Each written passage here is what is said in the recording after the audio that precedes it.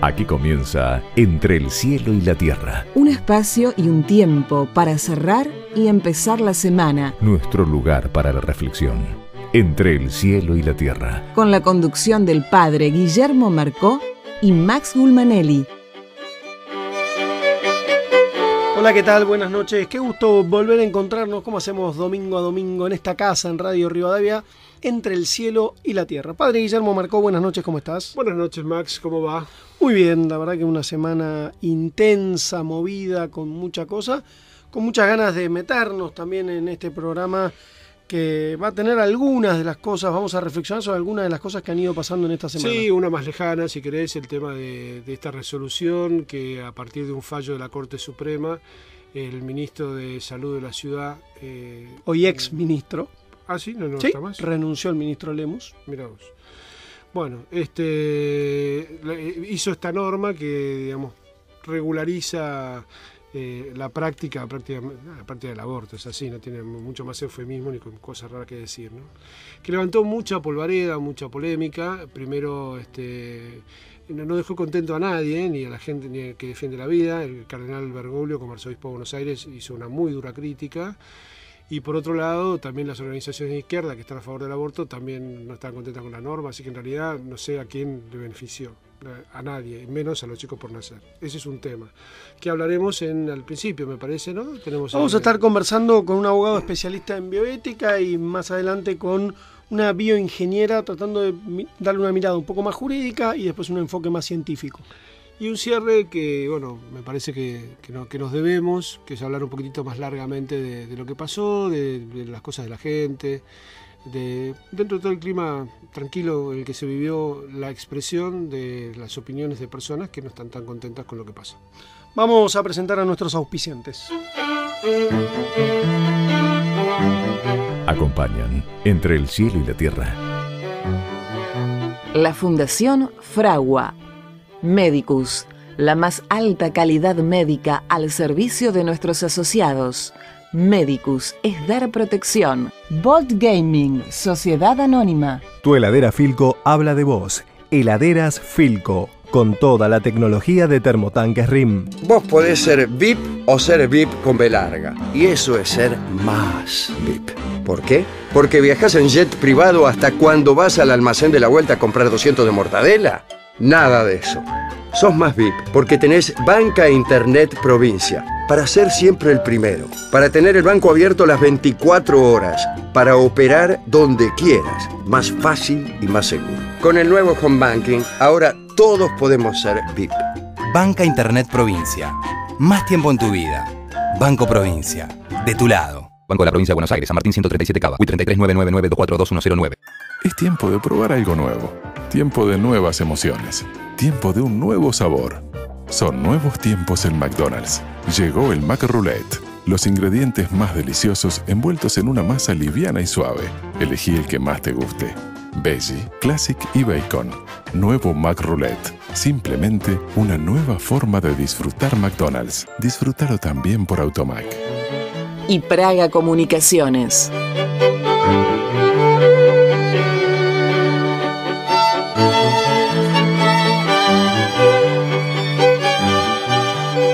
Padre Guillermo, el Evangelio de este domingo, la verdad que nos trae muchas cosas. Vas a tener que elegir, si querés. Yo te elijo una frase que a mí me llamó la atención, pero la verdad que hay como 4 o 5 grandes temas dentro del Evangelio que nos presenta la Iglesia hoy. Jesús que invita, el que quiera seguirme, que renuncie a sí mismo, que cargue su cruz y me siga. Sin duda que es una frase fuerte dicha después de una discusión sobre quién es Jesús, ¿no? Quién dice la gente que soy. Y bueno, van dando distintas respuestas. Algunos que Juan el Bautista, otros que Elías ha resucitado. Y Jesús les pregunta, bueno, ¿y ustedes quién dicen que soy, ¿no? Y Jesús le contesta a Pedro, tú eres el Mesías, el Hijo del Dios vivo. A partir de esta afirmación tan fuerte, el Mesías, el Hijo del Dios vivo, una frase que concentra, si se quiere, toda la esperanza del Antiguo Testamento, Jesús les empieza a anunciar abiertamente que a partir de ese momento Él va a padecer, ¿no? Y Pedro se envalentona y le dice, no, Señor, a vos no te va a pasar. Y bueno, Jesús, dentro de estas partes que vos decís del Evangelio, le contesta... Sí, lo saca carpiendo, como diría en mi pueblo. No, digamos, lo llama Satanás, es una frase fuerte, ¿no? Porque tus pensamientos no son los de Dios, sino los de los hombres. Entonces me parece que es importante entender que esa frase, que es la que queremos reflexionar, viene como al final. El que quiera venir detrás de mí, dice Jesús, que renuncie a sí mismo, cargue su cruz y me siga, ¿no? Porque el que quiera salvar la vida la va a perder y el que pierda la vida la va a encontrar. Sí, en la sociedad de hoy, donde todo es tan dulce en los anuncios y todo pareciera una gran convocatoria a una felicidad sin sufrimientos, el Evangelio es decididamente poco marketinero. Tal cual. Jesús en eso no tiene medias tintas, suele, como decía Santa Teresa, ¿no? Una vez ella, después de haber tenido mucha experiencia de oración, casi lo veía a Jesús, digamos, cuando ella rezaba y dialogaba con él, sentía muy vivamente su presencia, y después de mucho tiempo que no sé, reza y no pasa nada y siente su ausencia, una vez que esto se renueva, le dice, bueno, ¿por qué me tratás así?, ¿no? Le dice ella. Y Jesús le dice, porque yo así trato a mis amigos. Y ella le contesta, con razón tenés tan pocos. Evidentemente, a veces el seguimiento del Señor tiene sus vericuetos y sus complicaciones, pero creo que sí hay algo que es medular del Evangelio, ¿no? Y normalmente lo engancho también con esto que pasó la semana pasada, con lo de Ravi Shankar y esta búsqueda de espiritualidad que tiene tanta gente, que sin duda son búsquedas legítimas de querer estar mejor, de una cierta espiritualidad, dentro de eso está bueno, pero podemos quedar presos de nosotros mismos, ¿no? Porque si solamente es como un spa espiritual, ¿no? A veces a mí me da la sensación de que ciertas cosas son como son los spas, que son, ¿viste?, un mundo aislado, con música tranquila y ruidito a agua, y entonces la persona va y se hace un masaje, qué sé yo, bueno, pero eso no es la vida real. Después cuando salís, después de estar en ese lugar, salís a la vida real y te estresas de vuelta. Entonces yo necesito una espiritualidad que a mí me ayude a vivir en la vida de todos los días. Y esa espiritualidad, que es el encuentro con Jesús, no se da sino en la cruz de lo cotidiano, ¿no? Y ahí es donde yo tengo que decir, bueno, ¿qué hago frente a esto? Y bueno, justamente si yo me estoy buscando todo el tiempo a mí mismo, o sea, estoy mirándome el ombligo, aunque sea respirando, ¿no? No voy a encontrar a Dios. Eso es lo terrible, me voy a encontrar a mí, que no está mal, y da sensación de alegría o de paz encontrarse a uno mismo. Well, andamos perdidos por la vida muchas veces, pero si yo estoy todo el tiempo pensando en mí mismo, nunca puedo encontrarme con el otro, ni con Dios. Ahora, si uno se mira bien a sí mismo, intuyo que ahí profundamente vamos a encontrar esa huella y esa presencia de Dios. O sea, que no es malo entrar, el problema es quedarte ahí adentro. Eso, el tema es, por eso son como facetas, son fases, ¿no? El que quiera venir detrás de mí, dice Jesús. O sea, que lo que está planteando son otras cosas. Está planteando otras cosas diferentes. Y esas cosas diferentes que está planteando tienen que ver justamente con un seguimiento más raigal. Yo ahí no diciendo, si querés encontrarte a vos mismo, entra dentro de vos mismo. Está perfecto. Ahora, si vos querés seguirme, que ese es el inicio de la frase, el que quiera venir detrás de mí, o sea, yo te quiero seguir, Jesús. Bueno, vos querés venir detrás de mí, tenés que renunciar a vos mismo. Es al revés. Entonces es paradójico. Digo, ¿cómo? Yo lo que quiero es encontrarme, lo que quiero es estar bien. Y bueno, no, tenés que renunciar para... Y el que quiera salvar la vida la va a perder y el que la pierda la va a encontrar. Y esto, digamos, viene a paradoja también de algo que vamos a hablar al final del programa, ¿no? Yo creo que las sociedades tienen sus momentos y muchas veces las sociedades buscan su comodidad solamente, ¿no? Como que se miran el ombligo, entran dentro de ser una especie de hibernación, que no les importa mucho las cosas de los gobernantes. Hay cosas que les molestan, pero no les molestan tanto mientras el sí mismo esté bien. O sea, mientras el egoísmo esté cultivado, yo tenga platita en el bolsillo, no me vaya tan mal, lo que fuera. Bueno, pero en algún momento eso se rompe, ¿no? La gente siente que digamos, justamente tiene que renunciar a esa comodidad y salir y expresar. Y por eso me parece que es un fenómeno interesante, ¿no? Porque ahora la pregunta que me hago, y quizás tenemos que contestarla al fondo del programa, es que no tienen a quién seguir, ¿no? La sensación de orfandad que había en la marcha era gente que se encontraba a sí mismo con las mismas inquietudes y que no tiene quien democráticamente se las canalice. Y eso lo decía Horacio González con muchísima lucidez, ¿no? Digámosle a la gente que es el director de la Biblioteca Nacional, miembro de Carta Abierta, y es un kirchnerista. Exactamente, y él decía que el gobierno tenía que tomar nota de lo que estaba pasando en la calle, pero que a él esas cosas no le gustaban porque le parecía que este tipo de expresiones asambleísticas, que no conducidas por ninguna fuerza política, terminan como también frustradas, ¿no? Entonces, la pregunta que yo me hago, porque no sé si fue un acto tanto contra el gobierno, sino más bien contra la ausencia de alguien que le dé respuesta a las necesidades de la gente.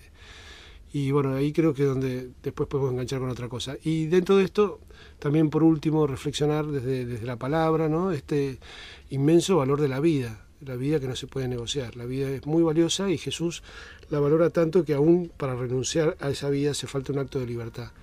Y el aborto es justamente otro que te hace renunciar a la vida sin siquiera preguntarte. Te la quita sin que vos sepas, ¿no? Te la arranca sin que esa vida se haya podido desplegar. Y por eso es un acto de injusticia tan grande, ¿no? O sea que, bueno, me parece que ahí tenemos material como para poder reflexionar a lo largo del programa en estas cosas. Hijos míos, voy a estar poco tiempo entre ustedes. Me buscarán, mas donde voy no podrán venir. Les doy un mandamiento nuevo: ámense unos a otros, así como los amé. En esto todos verán que ustedes son mis amigos, que ustedes son mis amigos.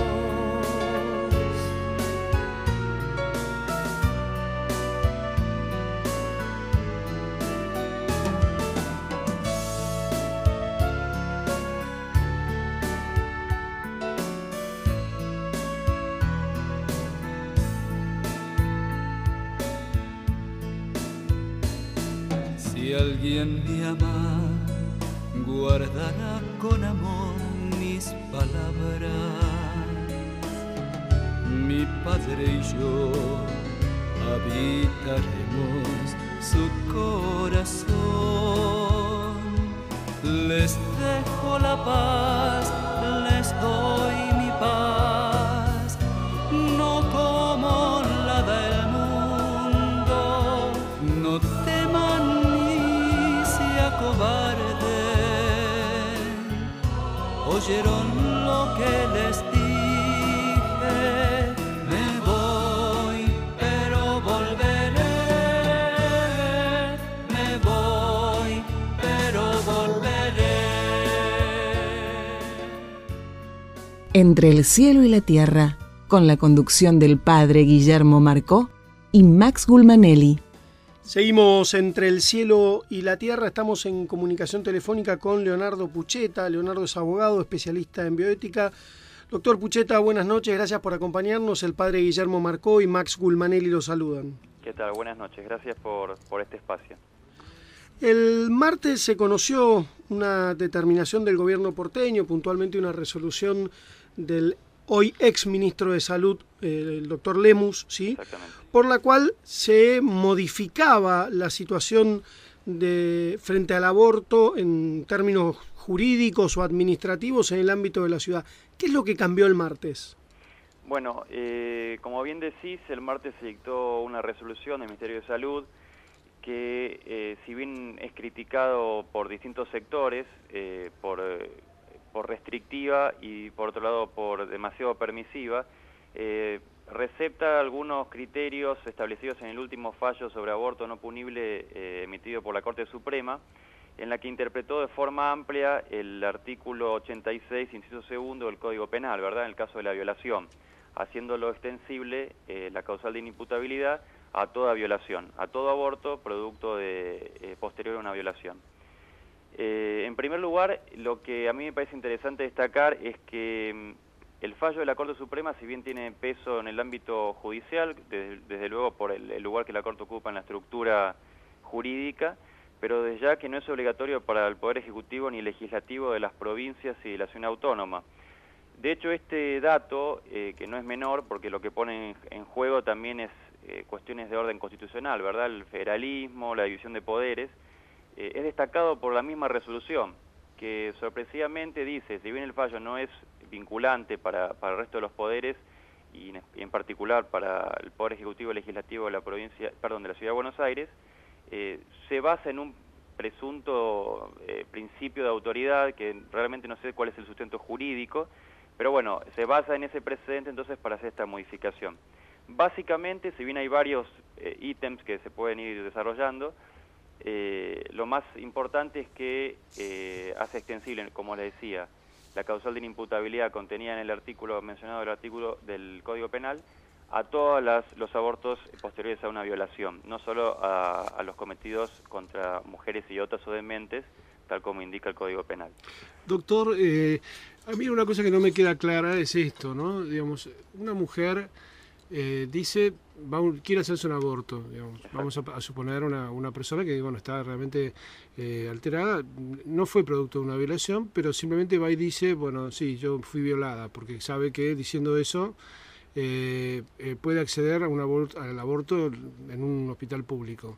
Bien. ¿Qué es lo probatorio de que fue violada? Ese es sin duda uno de los temas clave, porque desde mi punto de vista, de fondo, es la desprotección no solo de la persona por nacer, esta es una desprotección que queda siempre a la luz en cualquier aborto, ¿verdad? Porque después, si quieren, podemos volver sobre algún dato aportado también por el fallo de la Corte, pero lo cierto es que la persona por nacer es eliminada como respuesta a una violación que quedaría en principio impune. ¿Por qué? Porque, como bien dice usted, el protocolo explicita que no hace falta una autorización judicial para acceder a esta práctica, que si bien la resolución se refiere a la práctica como práctica médica, bueno, eso también es un tema cuestionable. Lo cierto es que para acceder al aborto no exigen autorización judicial y tampoco exigen denuncia de la violación. Por lo tanto, este riesgo que usted menciona, de hecho fue explicitado por la Corte Suprema en el fallo que mencionamos al principio, aludiendo a los posibles casos fabricados. Y la Corte lo acepta, dice, esto va a dar lugar seguramente a casos fabricados, pero dados los bienes en juego, bueno, la Corte se inclinó por hacer una interpretación amplia.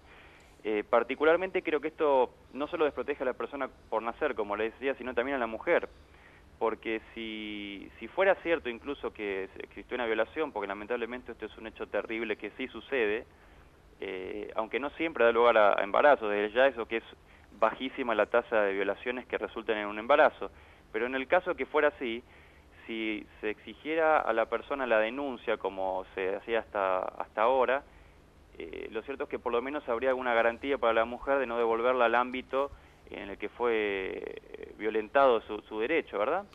Ahora, particularmente hay un dato que es interesante, el 80% de las violaciones son intrafamiliares. Si no exigimos la denuncia, es lógico que esta persona, incluso sobre todo cuando es menor de edad, que vuelva al ámbito donde fue violada.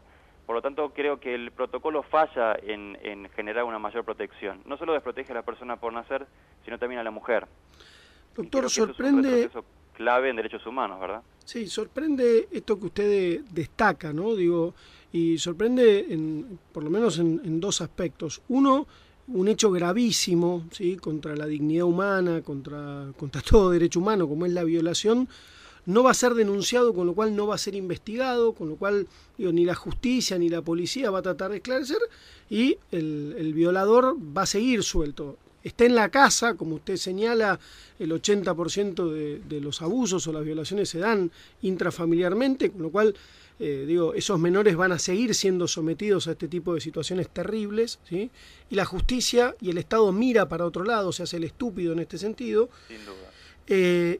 Y por otro lado, también me parece que es esconder las estadísticas, porque frente a la discusión de si hay o no hay inseguridad, como no va a haber denuncia, nunca vamos a ver claramente de qué y de cuánto estamos hablando. Exactamente. Aparte, es interesante lo que dice la estadística, porque claramente en el drama del aborto siempre hay que partir de la biología, ¿no? Del dato científico objetivo, porque bueno, el derecho, por ejemplo, no se basta a sí mismo para regular con justicia esta realidad, sino que para acceder al fondo de la cuestión debe ir a la ciencia, que sí lo puede explicar. Claramente, respecto del inicio de la vida humana, debemos ir a la biología. Lo cierto es que la biología claramente define desde qué momento comienza la vida. Del mismo modo, el derecho argentino vigente, interno, en el Código Civil, Código Penal y distintas leyes nacionales, y a nivel internacional, en los tratados internacionales de derechos humanos, que tienen jerarquía constitucional, en todas estas normas se recepta este concepto de inicio de la vida desde el momento de la fecundación, de la unión de los dos gametos. Por lo tanto, esto es interesante, porque la Corte Suprema, cuando dicta el fallo que da lugar a este protocolo, no discute desde cuándo comienza la vida, sino que relativiza el derecho a la vida, poniéndolo en un segundo lugar frente a un presunto derecho de la madre a disponer de su cuerpo, ¿verdad? Sabemos que acá hay distintas cuestiones atacables en aspectos de retórica, ¿verdad? Porque, bueno, disponer del cuerpo sabemos que es un argumento que ya quedó vetusto porque, como decíamos, la ciencia ya claramente determina que no sería un solo cuerpo, sino dos. Pero, por otro lado, surge una pregunta respecto al dato estadístico. ¿Por qué optar en la capital federal, el ámbito argentino donde hay mayor disponibilidad de medios, mayor tecnología y mejor acceso a la salud, defectuoso sin duda en el ámbito, me imagino que público? Yo también trabajo en un hospital público donde lamentablemente eso se ve, pero claramente no son los mismos índices, por ejemplo, de mortalidad materna de la capital federal con los de otras provincias del interior. La mortalidad materna por aborto en la capital federal es 0, no se produce ninguna muerte por año por esa causal. Entonces, o sea que no tendría mucho sentido tampoco una normativa de esta característica. No, tal cual, es que aparte, como usted dice, es desatender el dato estadístico. Está todos los medios a disposición del Poder Ejecutivo, en este caso, que es quien dicta la norma, para salvar las dos vidas. No hay necesidad de optar. Es una decisión arbitraria y particularmente, si bien, bueno, mi intención no es hablar de cuestiones políticas porque mi fundamento pretende ser más bien jurídico, ¿no? La verdad es que parece de haber una suerte de concesión que finalmente no deja a nadie conforme, porque quienes defendemos la vida y quienes pensamos que los derechos humanos deben ser iguales para todos y desde el momento de la concepción, esto desde ya que es violatorio y es un agravio, pero por otro lado quienes tampoco están de acuerdo los que están a favor del aborto. Entonces creo que fue una medida desafortunada que finalmente termina por desproteger, como les digo, a las partes más débiles de la sociedad. ¿Qué pasa con el médico? Bueno, el protocolo prevé la objeción de conciencia del profesional, pero limita de alguna forma la objeción de conciencia llamada institucional, porque, bueno, garantiza la práctica en todos los efectores de salud pública, es decir, en todos los hospitales públicos del ámbito de la Ciudad de Buenos Aires, la práctica se debería garantizar. Y sorpresivamente agrega un requisito que es el tratamiento de un equipo interdisciplinario frente a cada caso que se plantee, ¿verdad? Lo cual a priori parece saludable porque en el caso del aborto habrá que valorar cuestiones de distinto orden, psicológicas, médico-clínicas, jurídicas, desde ya, pero respecto del objetor de conciencia se produce una discriminación, por ejemplo, porque lo excluye del equipo interdisciplinar. Y por otro lado, se menciona que el objetor de conciencia tendrá garantías laborales y que no sufriría ninguna consecuencia negativa en virtud de su objeción. Pero para conformar el equipo interdisciplinar, establece quiénes serían los miembros de ese equipo interdisciplinar y establece que serán jefes de servicio. Pero el objetor de conciencia no puede integrar. Por ende, el objetor de conciencia ya tiene vetada la posibilidad de ser jefe de servicio. Yo no sé si queda claro el razonamiento. Claramente. Doctor, ¿nos aguarda un segundito en línea? Enseguida continuamos conversando con usted. ¿Cómo no? Estamos conversando con el doctor Leonardo Pucheta, que es abogado especialista en bioética. En esta ofrenda te doy todo mi corazón, mi cruz y mis tormentas y mi falta de amor. Te doy mi vida entera para hacerla mejor.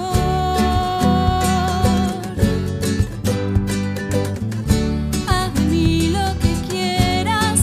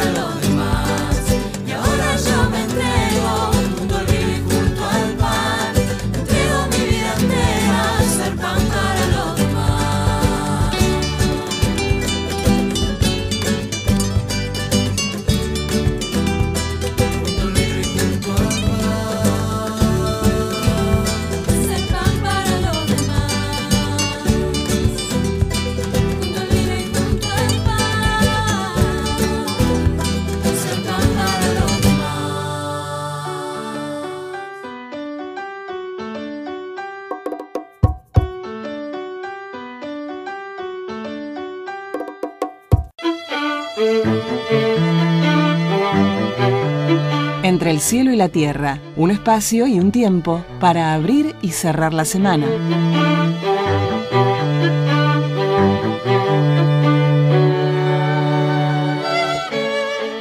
Continuamos, vamos juntos hasta la medianoche. Estamos conversando con el doctor Leonardo Pucheta, que es abogado especialista en bioética, sobre esta resolución del Ministerio de Salud porteño con respecto al aborto no punible. Doctor, antes del corte, usted nos estaba explicando esto de la objeción de conciencia en el caso de los hospitales públicos, que limita de alguna manera el ser miembro de una jefatura de servicio a aquellos que tengan una objeción de conciencia con respecto al aborto.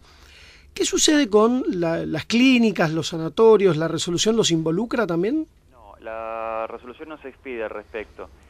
Yo creo que, bueno, si bien la resolución está siendo criticada, como les decía, por varios sectores de la sociedad y específicamente la doctrina jurídica y bioética, está claramente siendo atacada por estos temas que estamos charlando nosotros. Lamentablemente la legislación parece avanzar en ese sentido, ¿verdad? En hacer extensible esta posibilidad del derecho del aborto, perdón. Y en general se percibe el avance de legislación poco respetuosa de la vida. De hecho, esto se da también en el marco, aunque es un tema mucho más amplio, de la posible reforma del Código Civil que, como seguramente conozcan, pone en jaque nuevamente el sistema de derechos humanos por distintos motivos. Por lo tanto, si bien esta resolución no se expide respecto de las instituciones privadas de salud, yo creo que eventualmente puede llegar a tener alguna repercusión. Esto no es más que un punto de partida, si se quiere. Así que, sin duda, preocupa, como le digo, este avance, en el sentido que claramente desprotege a los sujetos más vulnerables. Así que, bueno, yo espero que esto tenga alguna vuelta atrás, y sin duda esto va a ser objeto de críticas incluso en el ámbito tribunalicio. Ahora esto se va a plantear jurídicamente. ¿Va a haber amparos, entiende usted? Y yo creo que sí, porque esto es muy claro cómo perjudica a los derechos humanos. Y yo creo que en un país que se jacta de ser progresista en ese sentido y de ser líder en cuanto a la defensa de los derechos humanos, creo que debemos estar atentos a los discursos públicos y bueno, quienes estamos más metidos en el tema, las resoluciones que se dictan en consecuencia, porque realmente se dice una cosa y se hace completamente lo contrario. Entonces creo que debemos reaccionar, ¿no? Y estar atentos, y bueno, quienes estamos en el ámbito jurídico quizás también usar todas las herramientas a disposición para lograr una defensa de las partes más débiles. Doctor, muchísimas gracias por acompañarnos. Buenas noches. Muchas gracias. Buenas noches. Era Leonardo Pucheta, abogado especialista en bioética.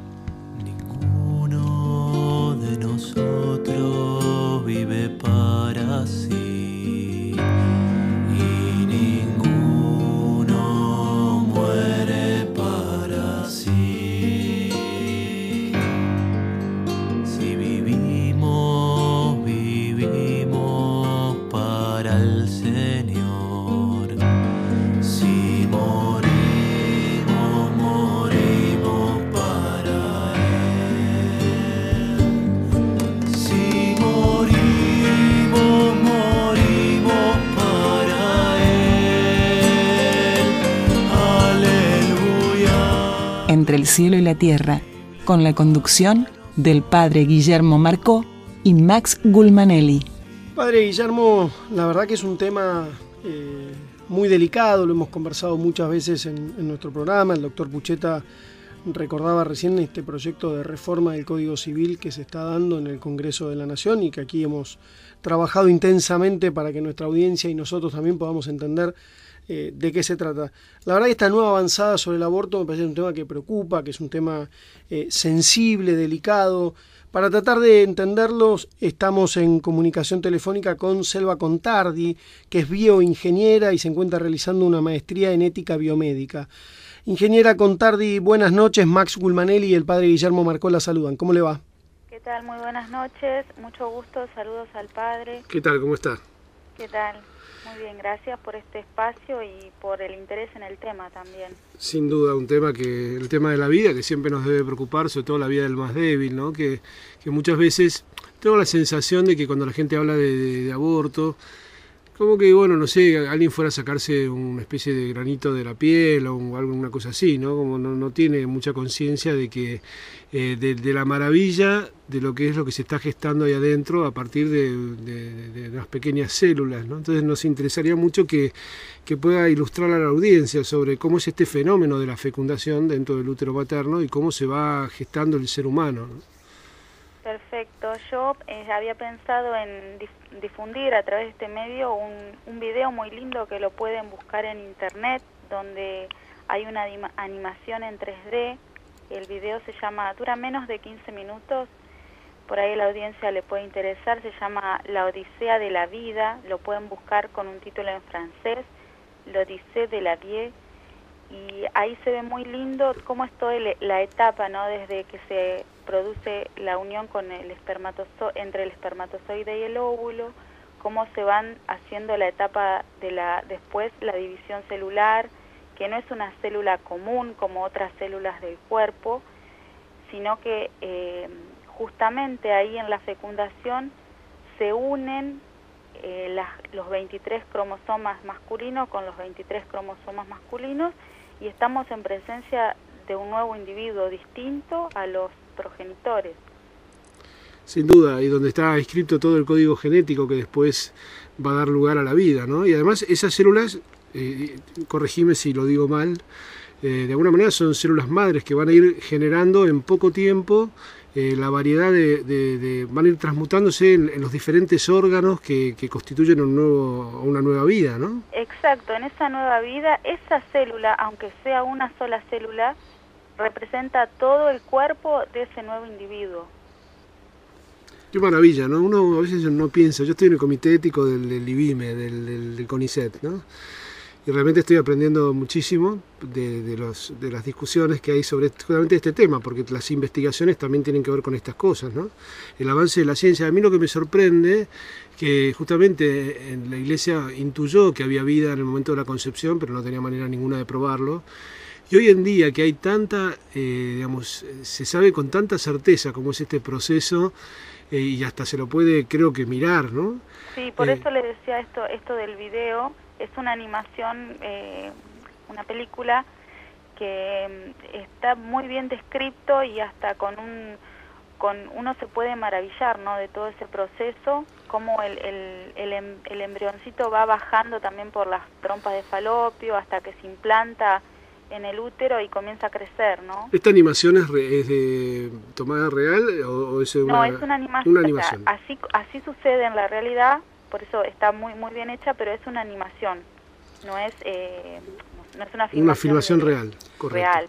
Selva, hoy cuando hay, y afortunadamente hay tantas discusiones sobre los derechos humanos y cómo cuidarlos y la humanidad, hemos avanzado tanto en el cuidado de la vida, sorprende el avance en este tema tan delicado que es la vida más desprotegida, que es la que está en el seno de una madre o en el seno de una mujer, ¿sí? que quizás no se concibe a sí mismo como madre. ¿Está científicamente probado que desde la concepción hay vida humana y hay persona? Está científicamente comprobado que hay un nuevo individuo de la especie humana, porque se están juntando justamente estos 23 cromosomas con los otros 23. Ese es uno de los fines de la fecundación, ¿no? El restablecer la cantidad de cromosomas que tiene el ser humano, que son 46 en cada célula, y por eso justamente ocurre en ese momento. No estamos en presencia de una célula como sería otra célula de cualquier órgano del cuerpo, sino que justamente una célula de otro individuo, porque ya tiene otro material genético, y son justamente para formar y completar el número diploide de células del nuevo organismo. Para ilustrar un poquito esto que está diciendo, por ejemplo, cuando querían a toda costa hacer el ADN para conocer la identidad de los hijos de la señora Noble, ¿no? Que buscaban algo de material genético, ellos dicen, bueno, si yo encuentro una célula, saco una célula de estas personas y la comparo con el banco genético de los familiares que han perdido hijos, y las células tienen algún parentesco de ADN, ¿se puede certificar, o podrían ustedes como biomédicos certificar la identidad de esa persona? ¿Esto es correcto? Habría un porcentaje alto de coincidencia si fueran de descendientes, digamos. Exacto. se puede, digamos, el porcentaje en el ADN celular es idéntico en el mismo individuo. O solamente Pero en el mismo de es idéntico, pero es parecido, digamos, en familiares, ¿no? Sí. Bueno, en el caso de una nueva vida, digamos, el varón aporta un 50% y la mujer otro 50% de ese ADN. Y esa fecundación, o sea que en realidad, como dicho groseramente, el espermatozoide y el óvulo sean medias células. Sí, por decirlo de alguna manera, aportarían la mitad de la identidad. Exactamente, y lo que constituyen en ese código genético de un óvulo fecundado es una célula totalmente novedosa que está formada justamente por la integridad por la parte, digamos, que aporta cada uno. Exacto, con su característica y su identidad propia, debido justamente a la nueva combinación genética distinta entre de la nueva célula con la madre y distinta de la nueva célula con el padre. Exacto. Selva, muchísimas gracias por acompañarnos. Buenas noches. Muchas gracias. Gracias. Buenas noches. Adiós. Era Selva Contardi, bioingeniera, maestranda en ética biomédica. Entre el cielo y la tierra, un puente tendido para encontrarnos con Dios. Continuamos entre el cielo y la tierra, en este programa donde estamos hablando de la vida, el derecho humano más fundamental, el que claramente no se le puede negar a nadie, y hoy está tan de moda la negación, y se va como estructurando jurídica y políticamente la posibilidad de negarle, paradójicamente al más indefenso, el derecho a la vida. Sí, sin duda que sí. Creo que hay cosas que no se entienden mucho, ¿no? Digamos, esto lo asumo yo, lo digo yo directamente, ¿eh? No es del programa, es una cosa del padre Guillermo Marcó. A mí me cuesta entender las posturas, porque en general uno digamos, en lo que le pasa a la Argentina es que somos una gran franja de personas que pensamos de determinada manera, que no tenemos representatividad, ¿no? Es curioso eso. O tenemos poca representatividad, no digo ninguna, alguna debe haber, porque hay, digamos, algunas voces se escuchan a veces en el Congreso, pero sin duda no hay representatividad del pensamiento de la Iglesia en la Corte, no hay representatividad digamos, uno ve en otras cosas, porque uno, cuando este tipo de cosas las deciden los partidos, a uno le cuesta encontrar, decir, bueno, en la Unión Cívica Radical, en el partido de Frente Amplio, o en el partido de Wiener, o en el macrismo. ¿Dónde está? Tenés voces aisladas. Tenés como algunas voces aisladas, pero digamos, partidariamente, bueno, en estas cosas no, que cada uno haga lo que quiere, y después lo que quiera es que todo el mundo termina, digamos, teniendo una agenda muchas veces de mujeres que son muy antivida. Entonces, y la verdad que, digamos, uno desconcierta porque no tiene, me acuerdo de Patricia Houghton, que era una voz aislada, Cynthia Houghton, perdón, que era una voz aislada, y bueno, pero digo, la verdad que no, es al revés. En realidad hay una gran mayoría de personas que piensan como nosotros, y es una minoría la que piensa así, y la mayoría representa a la minoría. Eso es lo que a uno más le llama la atención en la balanza democrática, ¿no? Creo que también deberían evaluar que hay mucha gente que digamos, cree en la vida, que el argentino cree en la familia, que cree en el valor de la vida. Me parece ahí, padre, que el desafío es yo no tengo tan claro en términos numéricos y electorales, porque evidentemente, si no, alguien, aún hasta desde el oportunismo, hubiera ido a representar ese sentir. No, pero si querés ahí nos enganchamos al segundo tema. Yo creo que, digamos, si bien, por supuesto que... A ver, está claro que ninguna fuerza se quiere hacer cargo de estos temas, como claro, fuerza política. Tal cual. Y ninguna fuerza se quiere hacer cargo de los temas que ayer hablaba, digamos, la gente en la calle, me parece. Sí, entonces digo, es lo mismo, porque vos decís, ¿quiénes son los que están, digamos, cada vez que hay un proyecto del oficialismo, la oposición acompaña, con sus reparos, no sé qué, pero acompaña, y son todas cosas que la gente está en contra. Sí, ahí me parece, el PRO claramente no ha acompañado ninguna iniciativa que yo recuerde, por lo menos del oficialismo, pero sí me parece en estos temas que hoy estamos trabajando, el tema de la vida, el tema del aborto, el tema de la adopción por parte de homosexuales, me parece que ahí sí ha habido claramente como fuerza política no querer representar ese espacio de gente, de sentir y desde mi punto de vista de ciertos valores fundamentales, ¿sí? En este caso como es el derecho a la valores vida. distintos, yo no digo, los otros son valores también, pero los otros son valores diferentes. Y en cuanto a lo que pasó el jueves pasado, el tema de esta gran manifestación de la gente, que la gente, a ver, yo creo que a veces hay cosas que son tan de sentido común, porque la gente quiere vivir, ni siquiera es ideológico, ¿no? Yo creo que, digamos, a mí cuando escuchaba ciertas consignas, a mí también me molestan, porque a mí no me gusta que le cante que se vayan todos, porque los eligieron primero. Entonces, digo, en todo caso elijan otra cosa si no les gusta. Esperen a que haya recambio democrático y los voten elegimos, otra cosa, digo, haya uno votado, lo que haya votado no es parte de esa elección. Yo tengo claro que al gobierno nacional no lo elegí, por lo tanto si no estoy de acuerdo con las cosas que el gobierno nacional hace, por ahí mucha gente que fue al cacerolazo sí lo eligió, entonces tendría que estar lamentándose de su propia incoherencia, porque la posibilidad que tiene en la democracia es de votar gente. Yo no quiero que se vaya nadie, yo quiero que cumplan su ciclo y que hagan lo que tienen que hacer, pero sin duda me parece que también si uno gobierna, a ver, ¿qué hubiera pasado si el señor Paolo Roca tuviera una empresa que se llama La Argentina y toda esa gente ayer se manifestaba en contra de lo que él está haciendo? Bueno, no sé, lo echan de gerente y ponen a otro. No es la idea. Digamos, acá hay un gerente, está elegido, tiene que hacer lo que tiene que hacer. Y por otro lado, me parece que, digamos, el que está de gerente tiene que escuchar lo que la gente necesita, porque la gente reclama cosas que no son imposibles de conseguir. La gente quiere más seguridad, quiere salir a la vereda, que quiere transitar, quiere ser libre, porque para eso la Constitución la ampara, para irse de acá, volver. No somos Cuba, que tenemos que salir en una balsa fiscalizados por un señor, a ver si con un perro que te esté ladrando, a ver si tenés un billete de extranjero.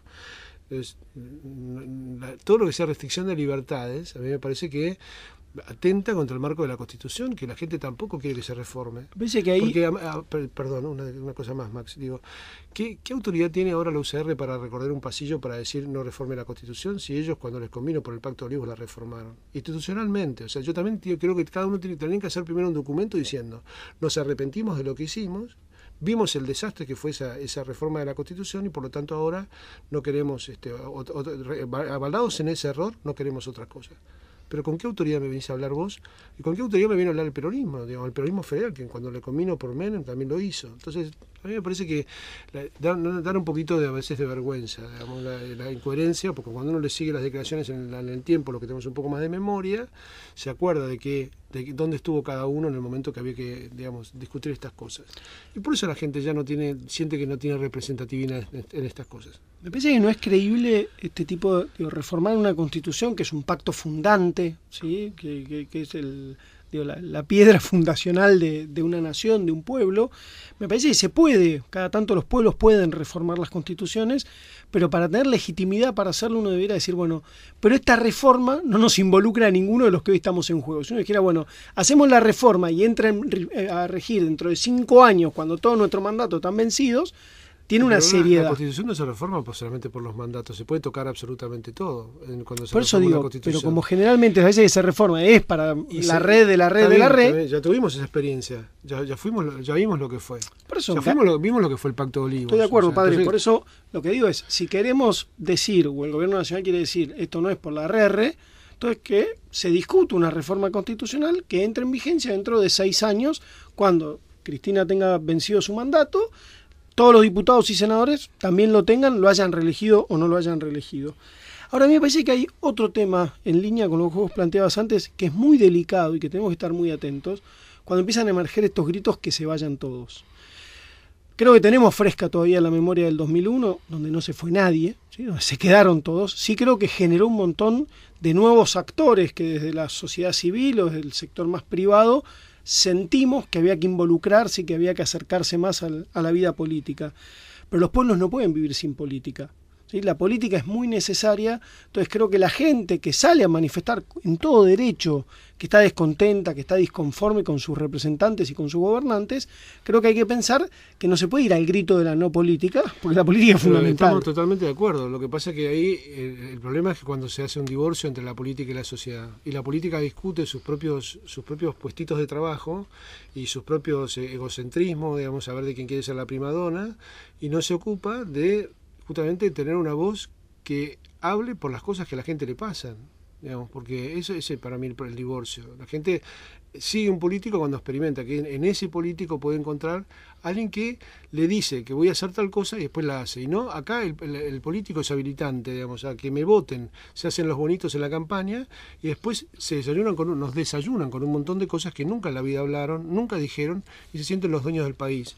Y son empleados del pueblo argentino, que el pueblo argentino les paga el sueldo. Entonces digo, a mí me parece que hay una desubicación de la clase política en general que es patética, porque son gente que está al servicio, debería estar al servicio, y si así no lo hace, Dios y la patria se lo tiene que mandar, no al servicio de sus caprichos, de lo que le parece, sino al servicio de las leyes, de la Constitución Nacional y de las cosas que tienen que hacer para garantizar la salud, la educación y sobre todo la seguridad del pueblo argentino, porque el pueblo argentino tiene obligación de estar desarmado para que esté armada la policía o para que la policía vele por su seguridad, no para que los chorros estén en la calle. Entonces digo, me parece que acá la ideología muchas veces ha trastocado todo tanto que ya las cosas que son de sentido común, las cosas que pide la gente son de sentido común.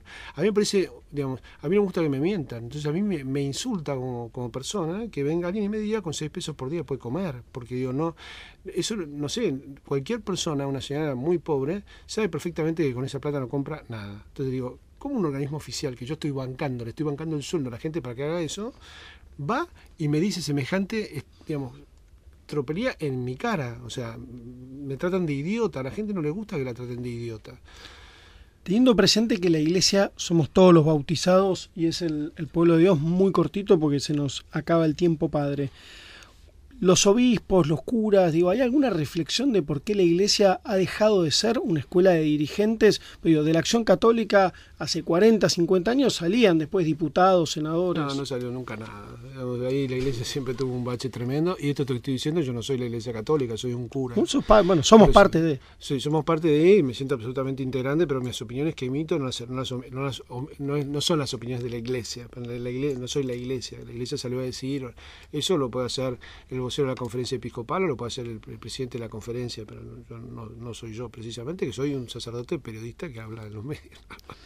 Pero la realidad es que lo que veo es que no hay, me preocupa, porque es lo que más me puede preocupar en definitiva, que la gente que tiene problemas no tenga una representatividad y no vean en el político personas que le solucionan los problemas.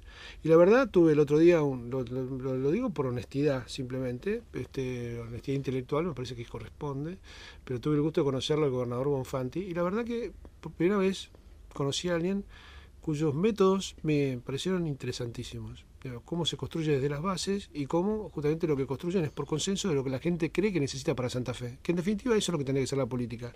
No como yo reviento tu espacio, sino que la señora presidenta y el señor Mauricio Macri estén preocupados por cómo viajamos los porteños, cómo la gente llega a su trabajo, por cosas de sentido común. Entonces, yo no digo que no lo tenga Mauricio o que la presidenta no lo tenga, pero en definitiva terminan siendo chicanas que se tiran uno el subte por la cabeza con el otro, y los grimanistas lo mismo, y en el medio quedamos rehenes. La gente que lo único que aspira por vivir en la Argentina y pagar impuestos es poder tener un transporte como la gente. Para no perdernos en este programa que tuvo tanto, ¿sí?, y que nos vamos a reencontrar el domingo que viene, recordar la invitación de Jesús que nos hace en el Evangelio de hoy. Quien quiera seguirme, que se niegue a sí mismo, cargue su cruz y me siga. Así que bueno, que te tiene que meter en política.